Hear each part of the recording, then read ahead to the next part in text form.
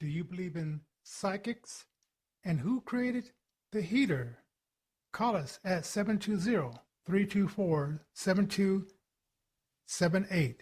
Innervision, taking you to a new level of Christian radio. www.innervisionrecords.org, the official website of Innervision. Send us feedback, requests. Help spread the word about local musicians. We are Inner FM. Hello, everybody. As you can see, I have been thinking again. That's very dangerous for me to be thinking. Welcome to another Innervision FM with Johnnie J. I'm your co-host. All right, Mike Johnson. Hey, thank you. He sent me a song, and this guy is one of the most prolific writers, songwriters I have ever met. And we just finished his first album. We're waiting for CD Baby to get that song out, or get that CD out. And he already got enough for a second album, and he's just sending more songs. So hey, so it's pretty interesting. It's so interesting. I'm going to let you listen to one of Mike Johnson's songs, "Sunset Highway." This is a song about his mother and some of the things she taught them here on Innervision FM. Down this highway in life of broken dreams, tucked away the hurt, bad things you had seen. Gave your all to us, gave birth to our lives, and to the sacrifice you never did think twice. We walked down the road and didn't seem to care. Mama, you were always there. Throughout our lives, through all our ups and downs, you never gave up on us, you never put us down. I wonder how we would have been, what would we have gone through, dear Mama, if not for you.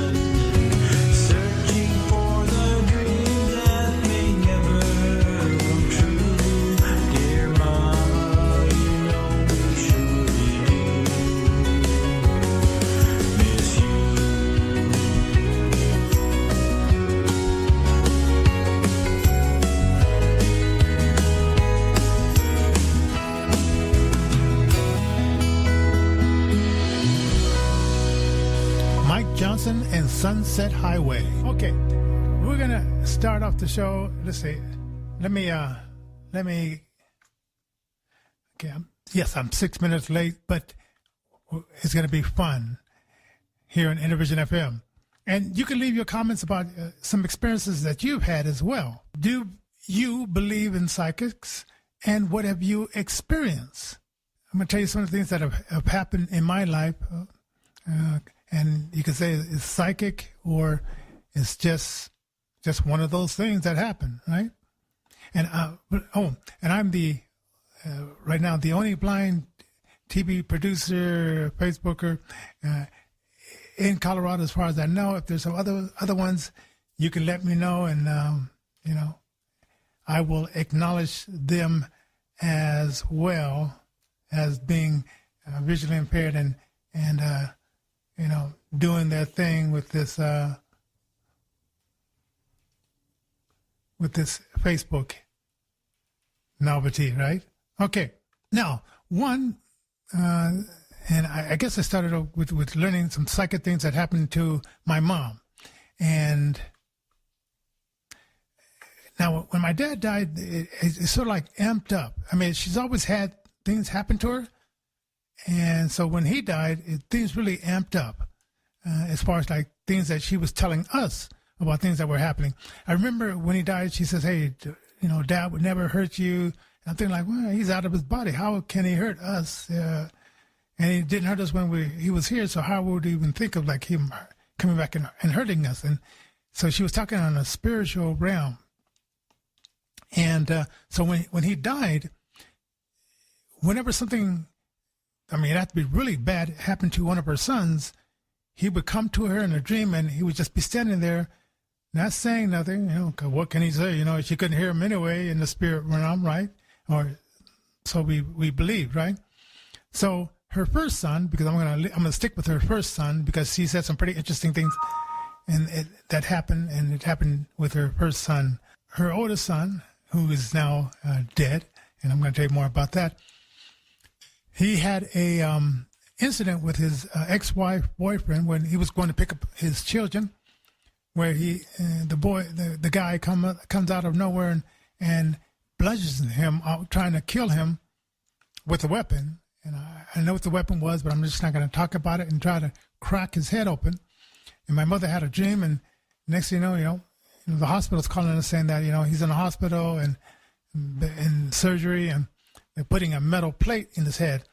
And my mother talked to my nieces and said to them, why didn't you warn him that this crazy man who was married to your crazy mother was lurking for him and waiting for him with a weapon?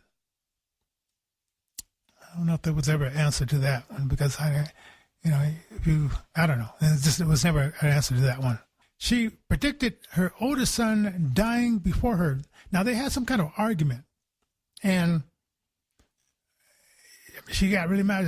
She said, they're going to throw dirt on your face long before they throw dirt on my face. So he died December 5th,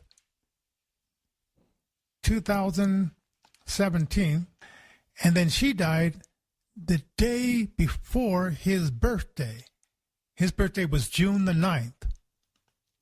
And it was kind of interesting, because I think one of my brothers didn't want to tell her that he had died, but he didn't hear that conversation that my oldest brother and her had, talking about who's going to die first. And I don't even know what prompted that kind of thing, because he was always joking with people. So maybe that was one of his jokes that, that rubbed her wrong. You know what I'm saying? So that was kind of crazy. Now, with me, I went through a lot of eye operations as a young person, as doctors were experimenting with me and on me with the Steven Johnson syndrome. And I found out that only 30% of the people survive Steven Johnson syndrome. So I was one of the lucky ones to survive that happening to me via the hands of doctors, giving me a medication that almost killed me and destroyed my eyesight at the same time. So going through one of these mini operations, I met a man in Dr. Damiano, and very good man, very good man. He says, let's do some operations, and you will not lose an eye. And he kept that promise. You will not lose an eye like you did with that other. And he didn't call him Quack. I call him Quack. So I was in the hospital, had the first, I think the second, was this the first or the second operation? I'm not sure. Maybe the first one. And he was really, he wanted me to stay in the hospital so he can keep an eye on me because he was always making visits to the hospital. So, and that was the first time I got like 20/30 vision after being really 20 over 200 vision after from the age of 6 years old until I went totally blind for a while. Then my vision came back after this doctor named Dr. Funkton did something that really worked. And the other doctors were just trying to experiment to find other stuff that didn't work. So I had this great vision, 20/30 vision, was looking out the window, could see people walking on the sidewalk, could tell who was a man, a woman, blocks away, could see just things fantastic as I was looking out the hospital window. And so I started talking to these nurses, and these nurses kept telling me their problems and stuff like that. And I'm 17 years old. I'm thinking like, hey, maybe I could date one of these girls or something to that effect, but not realizing that, they're just talking. Nothing serious. They no relationship. They don't want anything but just an ear to listen. And for some reason, they thought I was one of those ears. And somehow I wasn't one of those guys that, wanted to, I don't know, get freaky with them. I don't know. I don't know what they were thinking. But anyway, so this one nurse, I said, I'm gonna be leaving here in a few days, and could I have your number so I can continue this, what I thought was a friendship, which was not a friendship. And she said, no, don't think so. And I said, wow. After 2 weeks of being there, I'm thinking I'm making some friends there, and it just wasn't based on reality. Okay. So I ended up getting kind of really depressed about that kind of thing. And I remember I was sitting in my room. It was late at night. The door was cracked. You could see the nurse's station was lit up, and I had the door cracked. I was just sitting there and just kind of like, tears coming down my eyes, oh. And so I heard this voice, deep voice. And it could have been my dad, could have been just a deep voice. And it said, Johnny, everything's going to be okay. And I looked around, because I had this great vision. And I'm looking around and said, well, maybe my vision is not that good because there's nobody sitting in that chair. There's nobody here. And I will never forget that voice, and just, a little thing like a teenager having his heart broken because he thought he was making true friends, and just something as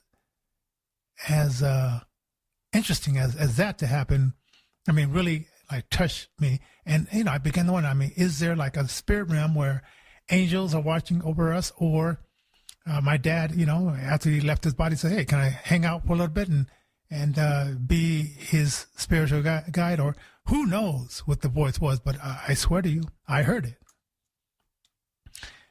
Next thing, and I want to remind you, if you just joined us, this is Innervision FM. My name is Johnnie J, and you're catching our Monday night 6 o'clock show.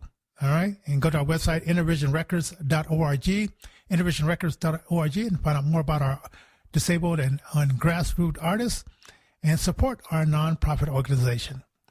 Okay. In L.A., this is when I was 20. I moved to L.A. I was looking for my stardom in radio and so forth, and just a young man just looking for that. And I was staying with my partner, Wayne, and his girlfriend at the time, Stephanie. And so we were getting off the city bus, and I felt on my shoulder like a big thumb and a little thumb tapping me. And I looked back, and there's nobody there. And I'm thinking, like, I know what I felt. And so I started arguing with Wayne, and we're walking down the street, and because there was no sidewalks, we were walking sort of like in the street, like towards where the traffic would be coming at us, because we figured we could see the cars in time. Well, I could see the cars in time. But, still, we were walking close to the cars, but in the street, which is kind of stupid. But, we were young, stupid, and we were just, kids think they're invisible, right? Car hits me, I'll just bounce off of it, and I'll jump out of the way before the car hits me. What we weren't thinking, like, it's the two of us. My partner, he sees mostly shadows. I see somewhat, but I don't see that well. And I'm busy arguing with him about, I felt somebody tap me. Next thing I know, it felt like I was floating in the air, and I just very gently landed on the ground. And my partner Wayne was arguing with this guy, cussing him out. And I'm thinking, like, I wonder if I bumped into this guy, and I should get up and apologize for bumping into him because I wasn't paying attention. I was arguing with my friend. And then at some point I realized, wait a minute, this guy punched me in the mouth. But I thought to myself, when you get punched in the mouth, doesn't it hurt? Don't you feel something? But it just felt like a cotton thing, like I was laying on cotton, and this cotton ball, warm cotton ball, just picked me up and put me on the ground ever so gently. And as soon as the guy, he came out of nowhere, which is probably because we weren't paying attention. It looked like he came out of nowhere, and he disappeared just as fast as he came out of nowhere. Can't explain it. Because if somebody punches you, are you supposed to fall back, or, they hit you hard enough, you fall back or whatever, or something, or you feel it, you got a swollen lip or something like that. And we went to the house, me and Wayne, we got on the sidewalk after that. And we went to Wayne's girlfriend's house, and we talked about that whole night long, saying, man, I've never been punched in the mouth before, but I've heard that when you're punched in the mouth, that, you either lose a tooth or you fall back, and nobody could explain to me that experience, right? And if you could explain it, if you got some stories, leave little comments, or you can call our phone number, 720-324-7278. That's 720-324-7278, and leave your comments about your psychic experiences. Now, let me give a shout out to the people that are here.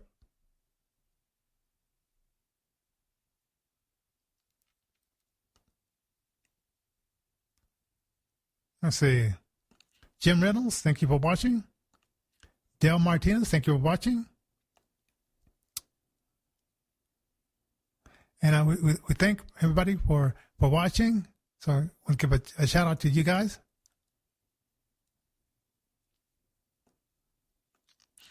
So, okay. So next thing is,